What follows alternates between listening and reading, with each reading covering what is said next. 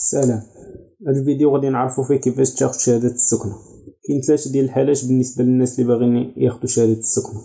الحالة الأولى الشخص اللي عنده دار، الحالة الثانية الناس اللي كارين، الحالة الثالثة ساكن مع والديك أو أحد الأقارب ديالك. بالنسبة للشخص اللي عنده دار غادي يحتاج نسخة من بطاقة التعريف الوطنية، آخر فاكتورة ديال الضوء أو الماء، 2 تصاور، شهادة العمل أو شهادة مدرسية بالنسبة للناس اللي باقيين كيقراو. آخر حاجة هي شهادة الملكية ديال الدار. الحالة الثانية الناس اللي كارين، نسخة من عقد الكراء أو وصل الكراء، نسخة من بطاقة التعريف الوطنية، شهادة العمل أو الدراسة، 2 تصاور.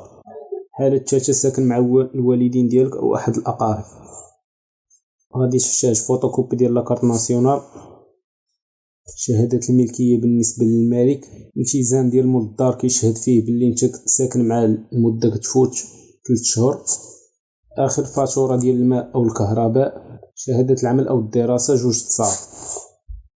أما بالنسبة للمدة اللي كتسلم فيها الشهادة فهي نهار أو يومين كاع إلا تعطل. أما بالنسبة للمكان ديال التسليم ديال الشهادة،